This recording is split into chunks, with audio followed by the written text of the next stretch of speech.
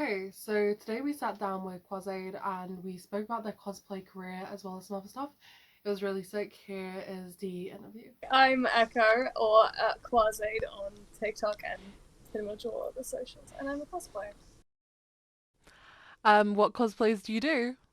So my main cosplays, the way that I started on TikTok, was cosplaying from a series called Sanders Sides by Thomas Sanders, and it started off with Virgil, and then I believe the second one I cosplayed was Janice, Snake Face Boy, and then it just went on from there, doing Logan and Patton and Roman and Remus. From my hero, I do Aizawa, I do Present Mike, I have done Darby once, and obviously Froppy as well. Hero Suit and Uniform Edition, depending on how I'm feeling. I've done a few from FNAF Security Breach as well. I took Monty to. Monty's been to two cons, actually. Monty's been to Insomnia 69, nice, and to MCM London in last May. I've also done Bimbo Chica, because Love why that. the hell not? And I've done two iterations of Daycare Attendant, Sun and Moon, and I have also done DJ Music Man. A cousin I haven't done in quite a while is May from Overwatch, but very much like that. That one I brought to BlizzCon in Anaheim 2019, which was my first like big con cosplay. I actually got asked for a photo, which was mad, and I've done a few original characters as well from my D&D campaigns, mainly my old Dompier Ada. I've also cosplayed Falcor from the Neverending Story. That was one of my firsts for some reason. But yeah, I believe that's a conclusive list. To be expanded. Expansions. Do we get anything on that or sneak Well, peeks? I have plans for future. My partner cosplays with me sometimes as well. They've cosplayed Eraser Mike with me. We both did gender bends. They are also no-binary. And we are hopefully planning on bringing Persephone and Hades The to a OTP. convention near you. To a convention near you. Depending on where you are. Like, Who knows? That might feel personal. May not. is it a Never know threat? until it You'll never happens. know. What do you do outside of cosplay? I pretty much only game and watch things. I live a pretty dull existence. I do create things. I'm a crafty person. I like sculpting a lot, so when I get a chance to, I actually do that. But recently, it has been all Baldur's Gate 3 As it should. obsessively. I have many hours in the game, as everyone did, and I have a shameful amount of time in Act 1. It took me. I'm very sure that I hit 100 hours while still in Act 1. So, I don't know what that says about me, but Who's your I main would. romance option? If you want to Astarion. yeah. It's Astarion. But I was actually kind of torn between him and Gale for a little bit. I do want to explore Yeah. everyone, but it's Astarion. For my first playthrough, I had to, and in my main save, I have just finished his origin, and I don't know how I can choose other. To be honest, it's very good plot. It's Great ending always to him that. or Karlak for me. It has to be. I really do want to pursue Karlach as well. In my first, I'm like trying to split it between Astarion and Shadowheart, purely because them two and Halcyon are the only non-monogamous people in the whole thing. Yes. So I want to get all of them together before I get into the monogamous one. Polyfruffle. I have seen a lot of Halcyon Astarion fan art, so that makes sense. My whole Instagram feed. Literally. Me on Twitter. Twitter. Oh god. Don't even get me started. What got you into nerd and geek culture? My friends, 100% was my friends. Like it was either like them making me watch anime like Hellsing or starting me off on Tokyo Ghoul, or me and my mates immediately hopping onto Xbox Live when we got home to play Halo and COD. Yes. COD. What COD was it? That's a very important question.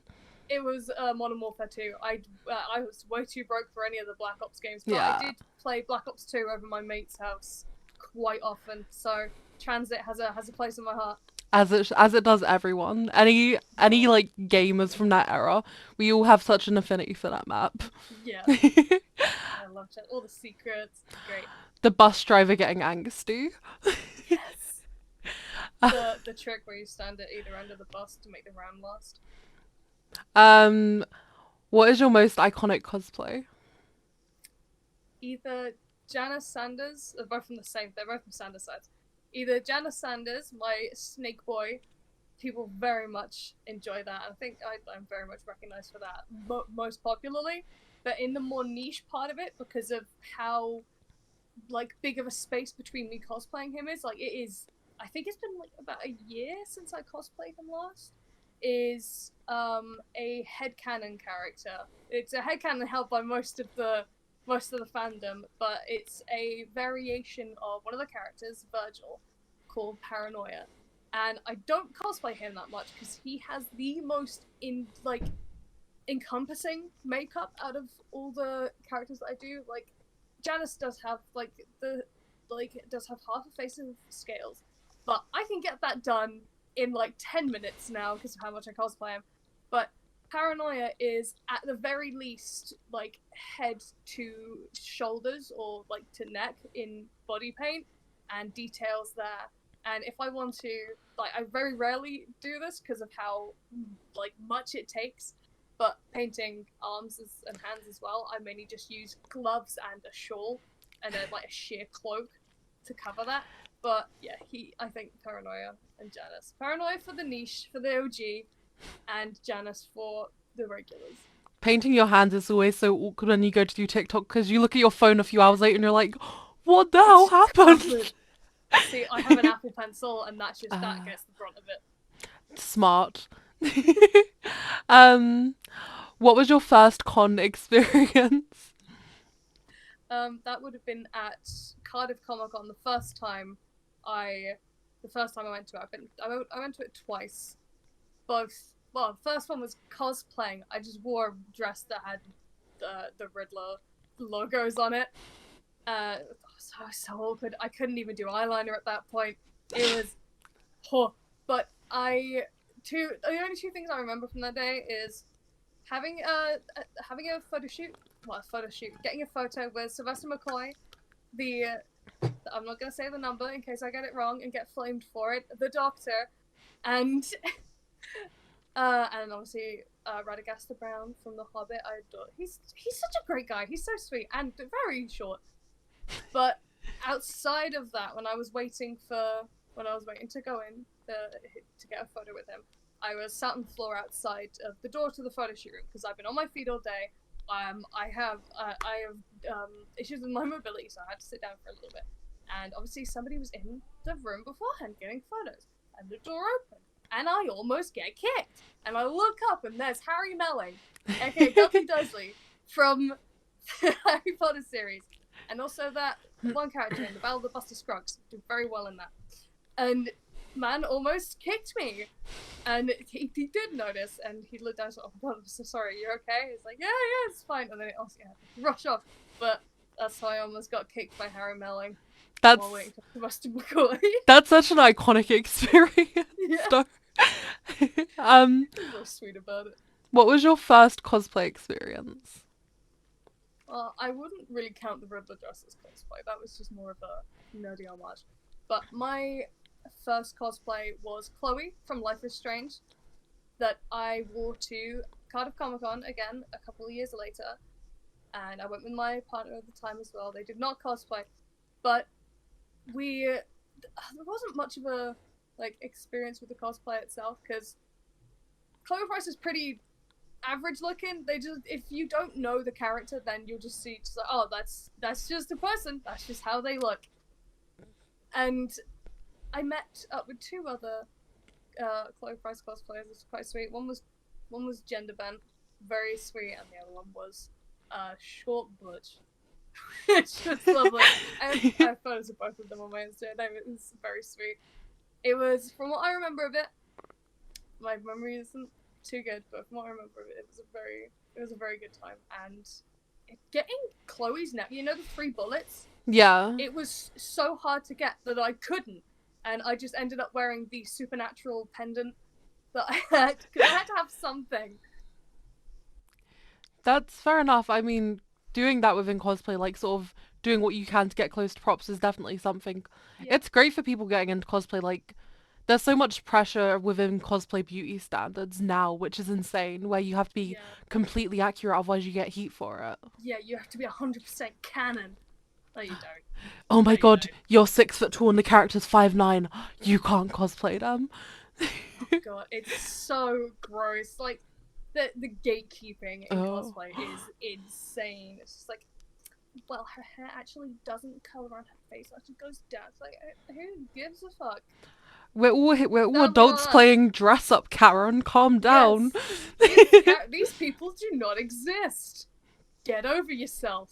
If it's like, there are exceptions to it. It's like if it's in a constructive way. It's like, oh, did you know that that character like actually has blue gloves instead of the green ones? It's like, oh, cool. Fun I didn't know fact. that. I made a genuine mistake. Like, there's a nice way to do it, but the gatekeepers are like, what if you don't wear contact lenses, then you can't be a real cosplayer. That one, Oh, it's all people who get really angsty about mobility accessories within cosplay or yeah. body shape within cosplay is a big one. Oh god, yeah, there is so much fat phobia. Plus size cosplayers out here fighting for their lives. Literally. It does go the other way as well. It's like, why are you a thin person cosplaying as a plus size person? It works It the other doesn't way matter. around. No, it's a character and they like them. That's And it. exactly. Like, it doesn't matter what your body type is. Cosplay is for everyone. Exactly. That goes for age as well. Oh, 100%. Older people can cosplay. Younger Yeah. people can cosplay. Let them live their best life. Yeah. And older people don't have to cosplay. Older people like, I see a lot of wonderful like older people with actually grey hair cosplaying like Sophie Hatter. That's a really common one. That's wonderful. But they can also cosplay like Noboro. Like they can do that. There's no reason why they can't, and it's just it's gross. Just As long as you're gatekeeping happy, it. you're cosplaying correctly. Yeah, It's sort of the exactly. long and short of it. Yeah, you don't even need to be recognizable. Like if you know who it is, it's like some people are really nervous about cosplaying like OCs and like their own characters, OCs at conventions. Just like, well, nobody's gonna get it. So it's like you're cosplaying your character that you made. You Like, still look that's an awesome. amazing thing. Yeah. Who cares if you're not recognized? You look cool. You look awesome. You're living your best life. Like, Yeah. you could go out and what you could say, like, is not a good cosplay, even though that's not a thing. As long as you're confident, you're going to look great. Yeah, exactly. Why is cosplay so important to you? It is my main avenue of self-expression and exploration, I'd say. Like, cosplay has helped me hone a lot of my skills. Like, I've only been properly cosplaying, I'd say, since 2020, since the pandemic. It was a lot of, I think it's a very universal experience there. I joined TikTok during the pandemic. It was like, oh, fine, I'll download the app that everyone has. I'm like, yeah, sure. And I was like, oh wow, this character actually has like a lot of my wardrobe, and the only makeup is dark circles around his eyes. Fuck it, I might as well, and I got a lot of attention from it. But cosplaying that as well, right at the beginning, that was Virgil Sanders. Right at the beginning, I was very like, it was very femme. I had to feminize them all because Virgil is a male character, but I feminized him because I wasn't comfortable being on camera like without eyeliner, without like some kind of makeup to feminize people because I have insecurities about my face. But like, if looking at my looking at the progression of my cosplays as you go, sorry, like, you can see the confidence, I think, and the comfortability. The comfort, Comfortability? comfort level. Let's go with that. The comfort level rising with more masculine things, because like now I think a lot of my cosplays are like quite a lot more masculine, even though they're still covered in makeup. But it made me become a lot more comfortable in myself and in in my physicality as well, in my body, because there is a tendency of only seeing like the skinny cosplayers, and there weren't right at the beginning. There really weren't that many like not thin cosplayers on the app. Like plus, you'd have to search for anyone from mid-size to plus size, which was a shame. But when I got into it and I started making friends through it, it's helped the confidence quite a lot. And again, with gender expression as well. Like 2020 was the year that I properly started like exploring my gender identity, and eventually ending up on I went on the she they to they them pipeline, and just becoming a lot more comfortable in myself and my identity there, and a lot and cosplaying men has helped that a lot, and being comfortable in my own face and not having to always like have not having every character of mine have to wear eyeliner. I used to be incredibly insecure about my eye shape, I guess, and not going in my shirt. And I had to wear eyeliner in everything, and it took away from the characters a little bit, I think. So I'm very glad that I managed to get over that and actually started exploring like makeup and myself and honing these skills that I didn't know that I had, you know, Yeah, and 100%. the community as well. I feel like for so many like people on the gender spectrum, like the first time if you're someone who's presented femme your whole life, when you put on a mask cosplay, it's such an out of body experience. Yeah, it is. It's wonderful, and like especially for like any flavor of trans, or even if you're not trans, it is very much a like, oh okay. I like myself a little bit. Mm-hmm. Yeah. Just there for And 20 minutes checking yourself out. literally, that is exactly what happened the first time I ever cosplayed Present Mike. It was great.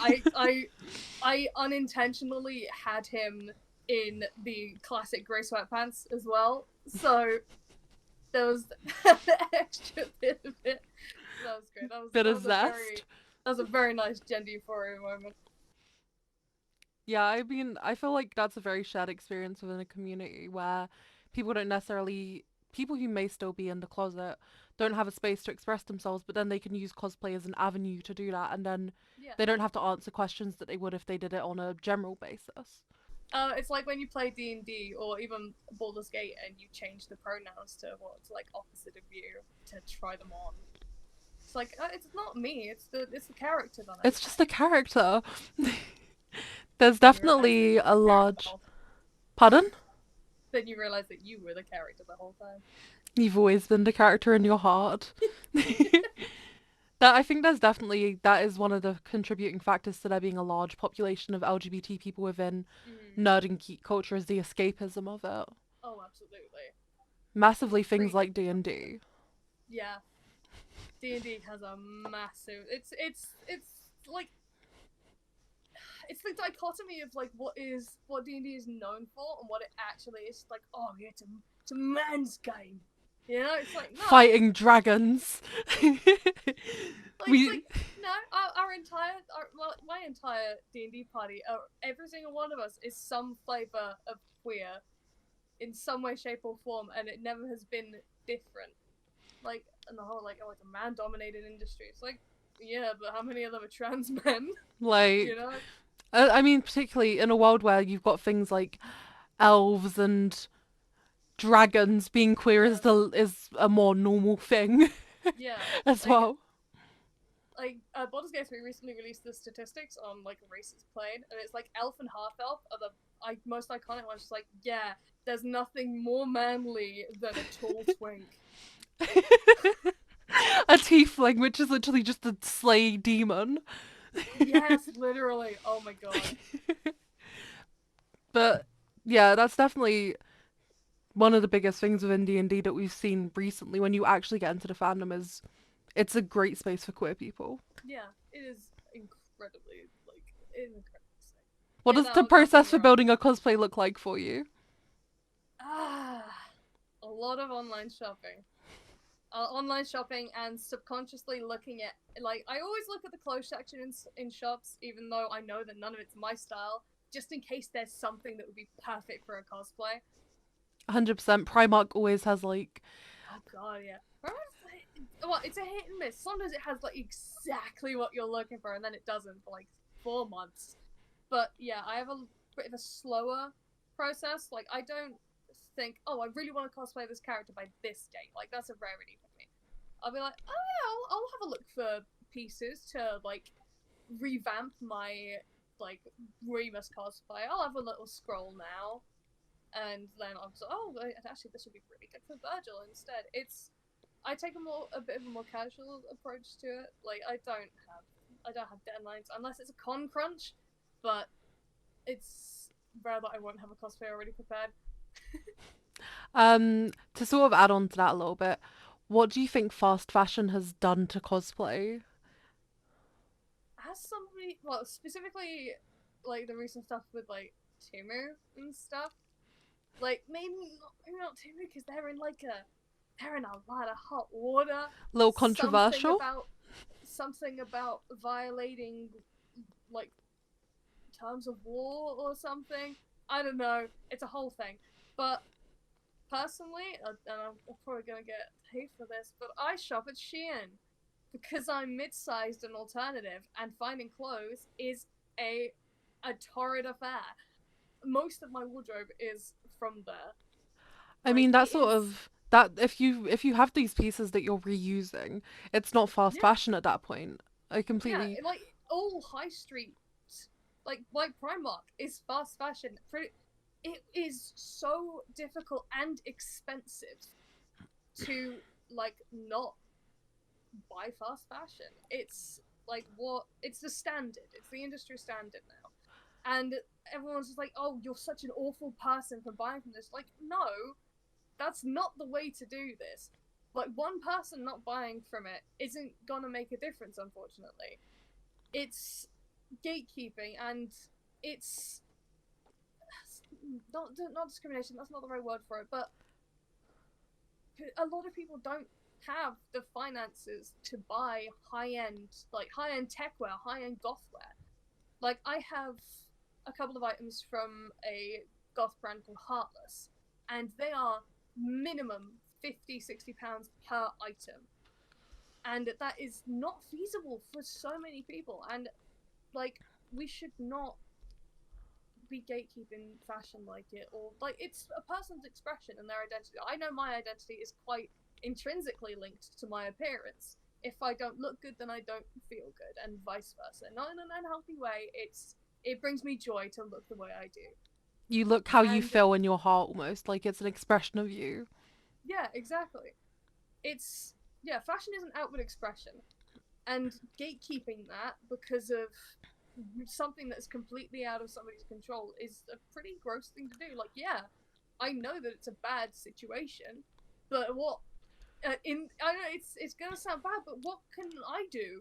I'm not gonna like make a difference by not buying this. It's just somebody else will.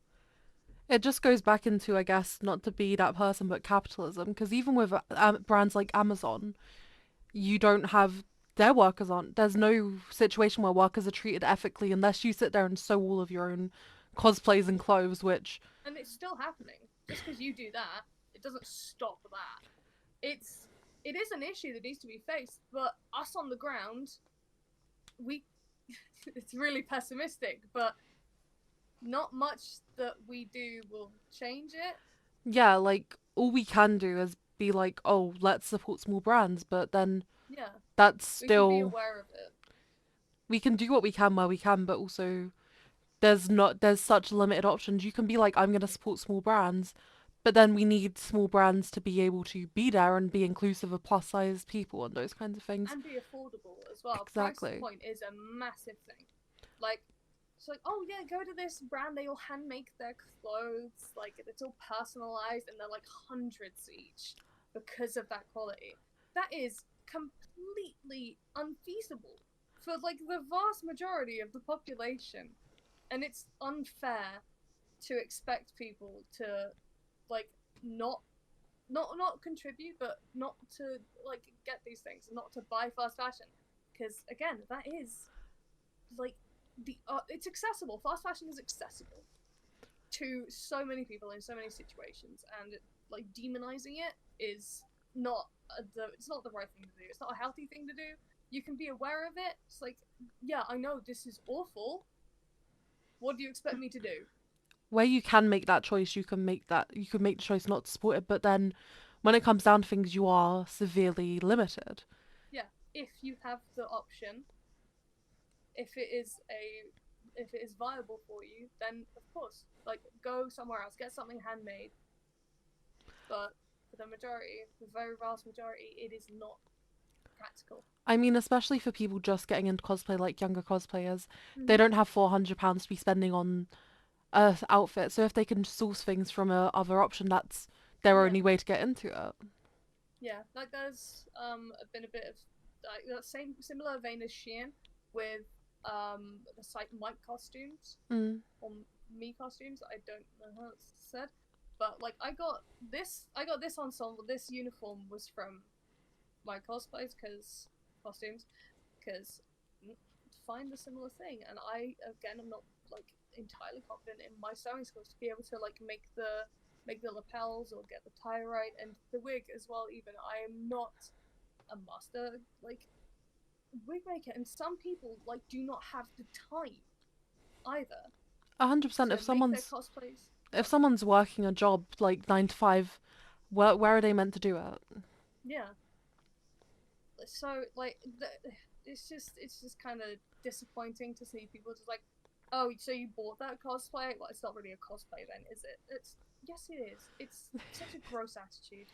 It's not the attitude to have it all, and especially like going back to inclusivity for disabled people who are often more along the lines plus size as well. If you Yeah, have mobility issues, how are you meant to sew? Like a lot of people have issues with their hands and their mobility, yeah, like doing fine things, fine like motor especially people with skills. arthritis and joint issues. It is completely like unfeasible. We just need to. It's not a single person issue to be fixed. I think as a community, No, we need to be supporting it's these. systemic. Um, what is a cosplay or con pet peeve of yours? I feel like we covered a fair amount of them, but like nitpicking people's cosplays, I think it's like, oh well, that part isn't canon. It's like you're meant to be this character, but you're mixed like that's from the most recent season and that's from the second. Like, what do you do? But it's there's absolutely no reason behind it other than to make the person feel shit and to you for you to flex your knowledge. It is gross, and I mentioned it earlier as well. Being mad that cosplayers don't wear contact lenses as well. Yes. Like that is a ridiculous thing to get mad about. It's if somebody doesn't want to put something in their eyes that can be quite uncomfortable for a whole day, that what is there to be mad about? Like, yeah, maybe it'll look a little bit like it won't be 100% like canon or 100% look perfect, but if it's between that and potential blindness, I think it's a It's an no easy brainer. decision, Yeah. honestly. I mean, especially given people, there are certain conditions which prevent you from wearing contact lenses. So it Mm-hmm. just circles back to inclusivity in cosplay. Yeah, and respect as well. Just a baseline of respect. You also get, like, to circle back to that, people expecting cosplayers to wear their photo shoot level cosplays to cons when people don't have the etiquette to respect those levels of cosplay. Mm-hmm. Yeah, like there has been such like shitty behavior. Like there was a whole. I'm sure everyone's heard of it by now, or at least people here on TikTok have heard about all the crap that went down at MCM London May last year. A lot Yes. of like harassment by staff. It's horrific stuff. But it's like people have forgotten how to act in public places with other people, and like with cosplayers at cons specifically, like there's a lot of people like just kind of touching you. It's awful. Just like, oh, I really like the look of that. I want to touch it. Ask at least. Oh my Don't god, just your close wig the is door. spiky. Let me come over and touch it to see Yeah, how let me it touch feels. this very Oh. fragile piece of your cosplay. It's it's disrespectful for one. Like that's a person. That's not just like It ooh fluffy wig. That is somebody inside there. cosplay, I mean, going back to it, one of the biggest things is you have people assuming because someone's dressed in a revealing outfit of a cosplayer that equals consent to touch them. It is astounding that that needs to be taught. Like especially, just look at any female character in an anime, and they'll probably be dressed skimpily, especially like stuff like I believe the anime is like Kill la Kill, Yeah. and obviously it goes for the AMAP cosplayers as well. Like I imagine a lot of Inosuke cosplayers get harassed Harassed. quite badly. It's like that one video that went on the rounds of a woman groping Gaston's chest. Yes. Like it's exactly the same principle. It is gross behavior. I It's like that's mean, a person. literally after last May was the horror stories I heard. I'm literally for this May Mm-hmm. getting stickers that say cosplay does not equal consent to give out to people because Mm-hmm. it's so insane. It's so messed up. Yeah, I don't understand the mindset of it. It's unfathomable, really. Even in like a strip club where it's made to be a sexualized environment, Yeah, you aren't you meant to still touch the people. So in a place where there are literal children and in no way it's meant to be a sexualized environment, why would mm-hmm. you do that? Yeah, exactly. It's insane. Because I don't.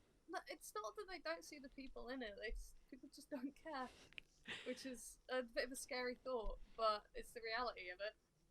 I think it goes back to sort of like we are speaking about it in the first round of interview. Yeah, Post pandemic, you see how people are acting at concerts and stuff. That definitely you yeah, see that within conventions. People don't know how to act absolutely. in these shared spaces. No, like it's if it's like a first con or even second, like that is it's not an excuse, but it's a reason and it's a behavior that can be like improved on. But if you're like 30 and you've been to so many cons in your time, you should know that you don't go up and touch cosplayers without their consent or take photos of them from afar, just like zooming in. That that shit's creepy. That'd be creepy. There's a person in that. Just be, base level human decency. I mean, even when you're in cosplay, if someone goes up to me and I'm in cosplay, they're like, "Oh, can we take a photo together?" I do like the weird arm floaty thing. I The don't even floating arm, touch yeah. them. Like, Yeah, I think in the entire photo shoot that we did for My Hero photo shoot, the only time that people really touched each other was when all of us Aizawas the cuddle ended up puddle. in a sleep pile on the floor and we were all leaning on each other. But we all like, "Are you okay with this?" We all Yeah. asked. Like we established consent before. It's like, yo, can I lean on you? Can I put my feet on We all one of you? good? It was grand. But yeah, again, just base level of respect. It's not a hard thing to do. I mean, that's a bit of a anomaly itself, the My Hero community being normal. Yeah, the My Hero community is it can be A messy something. place. Yeah. I think especially in like very young and older fans of it. Like Mm. you get different stuff from both ends of it. You either get the cringy 13-year-olds or the really, really weird 40-year-olds. Yeah. Nothing against like older cosplayers or anything, but it's a trend. Like you'll see like I don't know that there's a whole thing in the show of like with Twice and Toga. Weird shit.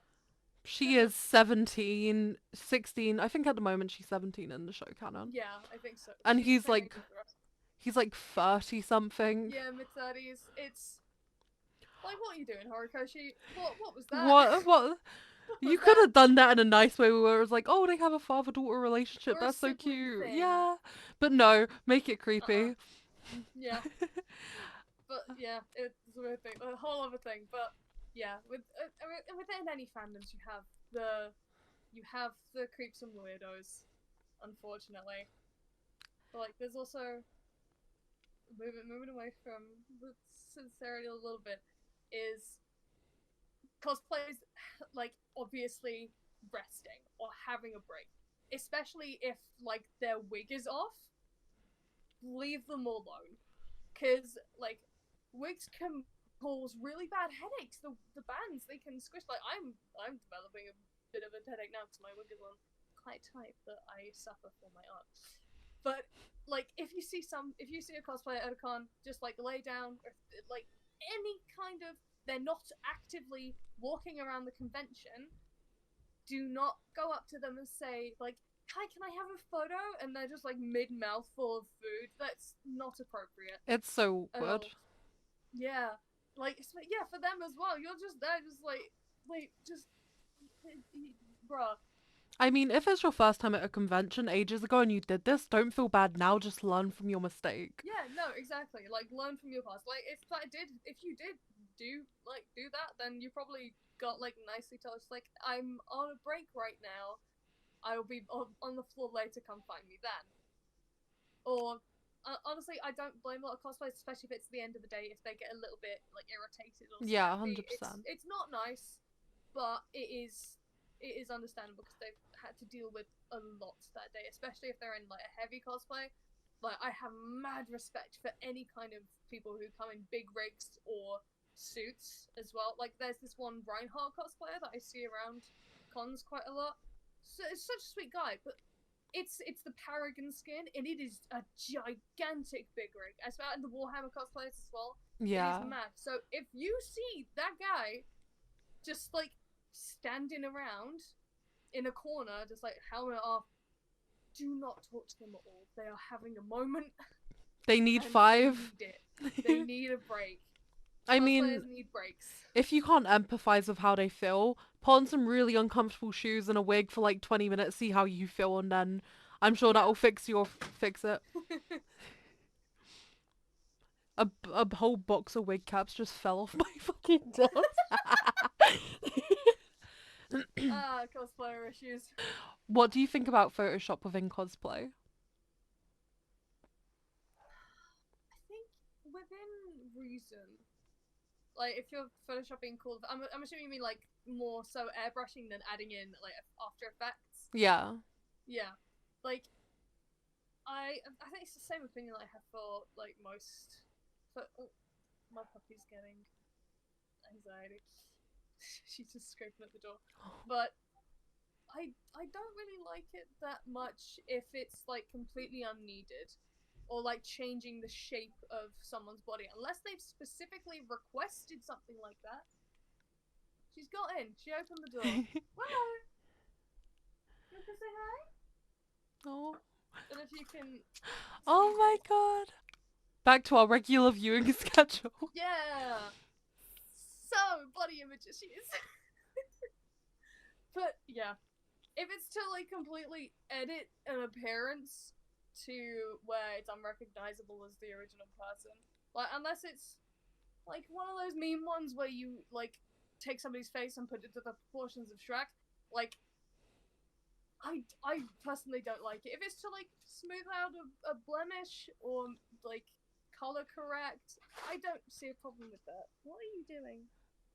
She's stepping on the bag. She's making noise. It's all good. I can just do noise reduction in post. It's all good. Puppy in the background. But yeah, I think just within reason. Really, like I really don't enjoy seeing things that are obviously like they've slimmed down a model's leg or they've smoothed out stretch marks, stuff like that. I don't really enjoy that. But within cosplay itself, usually it's like After Effects and like I don't know, smoothing out the insides of contact lenses so that you can't see like the original eye color. Like that kind of stuff. The little edits are absolutely. I think they're absolutely fine. Maybe adjusting the color of a prop or something in post. Yeah, That stuff's like exactly. no normal. Enhancement But like rather than hi changing. like you said, hiding things like plus size body straight shapes or stretch marks Mm, when normalizing these things is how we get rid of the hatred for them is not yeah, absolutely. ideal. Like, there's no reason for it either. Like, especially if it's not requested. Like, if you've had a professional photographer like come and do a shoot, and then they've like edited your waist into an hourglass when it's not. Like that is what are you whining about? Like that is just it is ridiculous. It's gonna make the person feel so insecure as well. Yeah, it'll make them feel horrible. The next one is they say beauty is pain. What is your most uncomfortable cosplay? I have a lot of cosplays that include corsets, but I'm quite used to that now. Uncomfortable in the sense of pain. Any of the include a wig that isn't properly fitted to me because that gives me headaches. But like, there's uncomfortable in pain, and then there's uncomfortable as in I can't do anything. And I did a cosplay a couple years ago now that was I called it a comic book version of Janice Sanders, and there's a whole thing with this. It was a whole thing, but it was entirely like face, neck, about up to here, and the entirety of my arms, and one hand in body paint entirely. I couldn't touch anything, and if you mess up, like I had to do details over a colored background, and if you mess up, you're fucked. So you can't just like wipe it away like you can with like normal cosplay makeup. It is just like one wrong move and you're resetting right from the bottom layer. Back It to is square one. yeah, exactly. It is body paint is a whole thing. It's a skill I admire. Yeah, honestly, the body painters who do it like only do body paint, I can't I can't imagine like how stressful that is. You'll get content out of it. Just a bunch of micro clips of side runs. We should have a tangent counter in the corner. Oh, this just turns into a podcast. I can fuck with that. Oh fuck yeah, we'll talk about it. Hell yeah. Off um, screen, off screen. off screen, post production. What keeps you motivated to cosplay? The people, I think, the communities that I'm in. Oh, on TikTok specifically, the seeing the stuff that my friends come up with, like especially recently, Emblem cosplays. Shout out, we recently met up in person again. Lovely stuff. We went bowling. I absolutely thrashed her, but she has an amazing like Sun and Moon cosplay from FNAF, and their designs are just fantastic. They have a very particular, well, not particular, but you can tell that it's their cosplay because of the way they do their eye makeup specifically. Because they have a lot of cosplays have this. They have like a signature that goes through their looks, and it is wonderful to see and spot that. It's like, oh yeah, I know that that's their design because it's got their specific thing. So honestly, specifically seeing like M's passion for their content, and it extends to my other friends as well. Paint C, Mythicality, and like a few others who like may not upload that much. And if you like puppetry, you should follow Brick Wall. They make amazing stuff, and they really want to work for the Jim Henson company. They make amazing, beautiful puppets, and it's just inspiring to see that your friends and people you know and people you look up to enjoying the craft and just being so bloody creative with it. So, what advice do you have for people just getting into cosplay? Don't worry about it. Don't bother at all. Overall, like you think it's like, oh, it's like so specific. Like I have to have this canon, otherwise it's not worth it. Or I need to learn how to, like, I need to do this. I need to do that. No, you don't need to do anything. Do it if you want to. If you can't wear contact lenses, then don't. It won't affect anything. There's also a rule that at Ren fairs and conventions, just wearing a cosplay out in public, you don't look at the shoes. The shoes don't matter. Like, if, like, I have to wear my dock boots for, like, orthopedic reasons. So, if I'm cosplaying, like, Princess Peach and I'm in a ball gown, there's boots under there. If I'm with Monty, there's boots. Persephone, boots. Nobody cares about the shoes. We understand you are walking for the entire day, like 12 hours probably. You're allowed to have comfy shoes. Maybe like if you really want to have like photo shoots of them, bring other shoes. But nobody will care about your shoes. Be comfy, prioritize your health. I was gonna say, as someone who has done my fair share of convention days and platforms and hills, bring Oh, flats. mm-hmm. Bring Like, flats, and though. yes, bring comfortable shoes to change into when you don't need that. It will save you, I swear. And invest in blister plasters because you will need them. Insoles, blister plasters, paracetamol, you're set. She's eating a box. And specifically with like with makeup and stuff, it really, again, it doesn't matter if your face shape is different to the character. Like, especially within anime as well, everyone has triangle jaws. It doesn't matter. Even if you see like this perfect cosplayer who like has the perfect jawline for their character, that's you're not them. Don't compare yourself to others. Like, Exactly. you can look at cosplayers, you can look up to them, and you can see I really like what they're doing and how they've done this. I wonder if I can incorporate that or something. Like, don't look at that and it's like, oh, I wish I could be that good. Just like look at how you can improve to like get to their level or match them or like be to the level that you aspire to be. Not everything is going to work for everyone. Hello. So find out what works for you, especially with makeup. Because again, face shapes are the same, but are different. Bone structure is different. Everything will look different on you. You'll have different skin types, different allergies. Different products will work better on different skin types. Find what works for you. Explore it. You don't have to spend a crap ton of money right off the bat. Yeah, it's a lot of personal stuff that you need to find. Explore what you need. Like even if you like get makeup from Poundland, it doesn't matter. It truly does not matter as long as it works for you and you think that it looks good or even okay. It doesn't have to look good. It doesn't have to look great. You just have to like it As long as you're or be happy, satisfied with it. Yeah. as long as you're happy and feel good about yourself, you're doing it right. Yeah, exactly. Like if you're happy with your cosplay, if you feel joyful when you're wearing it or when you're doing it, then you're doing it right. That is the be all end all. Doesn't matter about canon or like if the shade is the right if the shade is correct or like oh they don't actually wear earrings. Like all my characters have tunnels because I have tunnels. I'm not gonna close up my ears for cosplay. Or The like a tattoo covering as well. If you wanted to cover your tattoos for a cosplay, go ahead, do it. But finding coverage foundation is a really hard thing to do. But it's like, cool, this character has tattoos now. Why not? It's the same with people getting mad about like black people cosplaying white Ugh. characters and just all this really weird racial stuff, and it's just so stupid. Cosplay is for It's ridiculous. everyone. Yeah, and everyone means everyone across the board. Doesn't Like matter there are anything.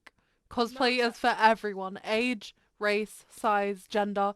It's for you. Yeah, cosplay is incredibly inclusive.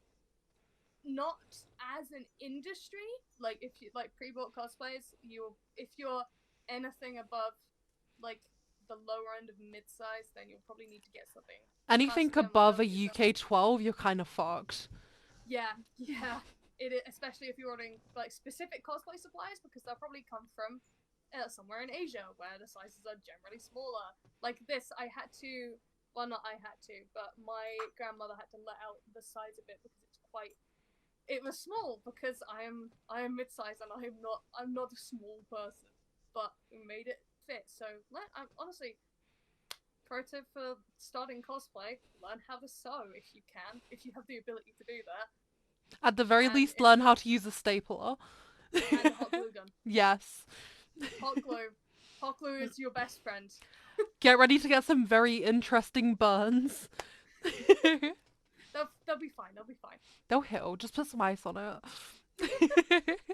Actually, no, don't put ice on a burn. Run it under cold water. Putting ice on a burn will make it worse. I have been doing it wrong for like I've genuinely just learned something. Yeah, you should not put ice on a burn. Run it under cold water for at least 10 minutes. Health advice, it's fluffy. Woo! That's a TikTok in itself now. Last question, end it on more of a fun note than all this serious stuff. Yeah. Um, what would you say is the ideal things to pack for a convention? Hot glue gun. 100% hot glue gun. I brought a hot glue gun to my last one, it was a savior. Blister plasters, a decently sized water bottle as well. Either flats or cut, whatever you consider to be comfortable shoes. Personally, I can't wear flats; they make my feet hurt. But some kind of comfortable shoes that you can bring with you. Bring Crocs. Crocs are great Yes. all round. Nobody will judge you for wearing Crocs at a con. They'll probably love you for it because it's a smart thing to do. As long as you wear them and drive. Yeah. And bring spares of everything you can, because you will lose stuff. You'll lose stuff, you'll run out of stuff, things will break. So many hairbands, hair ties, that those will save you. Yeah, I think. You can use a hair tie for anything, not just hair. You Literally. can use it to fix an outfit. Hair ties have endless uses. Yeah, just practical things. They're great if you're going to the after party and plan to drink as well. Yeah, that is that is the perfect point in which to switch to the comfy shoes as well. Yes, comfy shoes, no overly nice cosplay gear either, I wouldn't recommend. No, you don't want to risk your pristine cosplay that can't be washed easily at an after party. It's not worth it. Especially the fox, it's so small. I haven't been into there, but after hearing everything, I am glad that I didn't. As you should the be. Novotel one. Yeah, that one's nice. It's just chilling out and drinking. Yeah, that's the go-to because it's right there. I think that's where I'm staying in May. It's my first time staying at a con. So, hey, woo-hoo, nice. love that. Because I live 45 minutes away, but... Oh, okay. So, yeah, you don't really need to stay, do you? But yeah, I think that's about it. Going back to drinking water, so many people passed out of... I almost said died, goddamn. So many people passed out of heat exhaustion at May, guys. If you're going to a convention...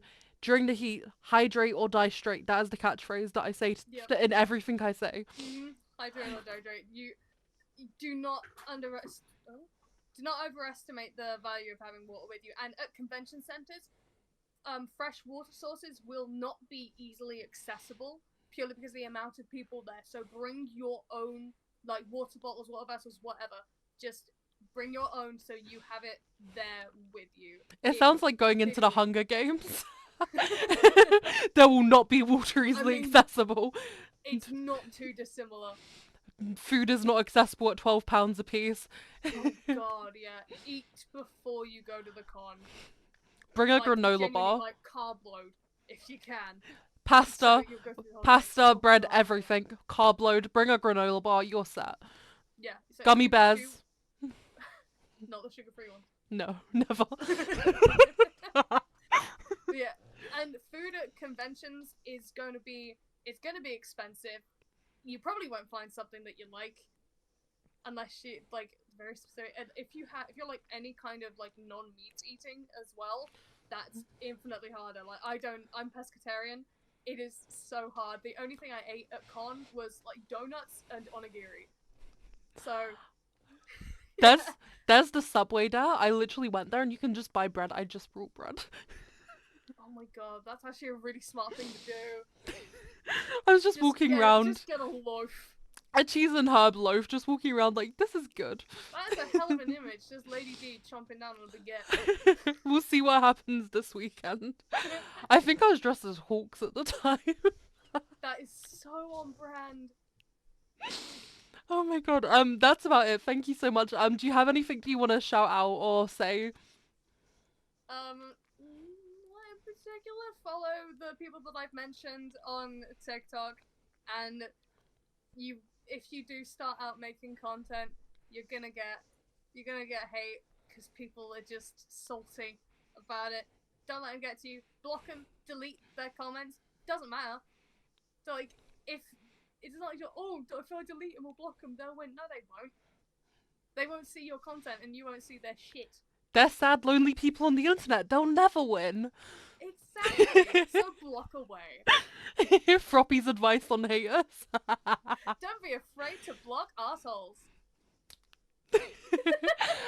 I'll throw those links in the description for anyone that wants to go check them out as well.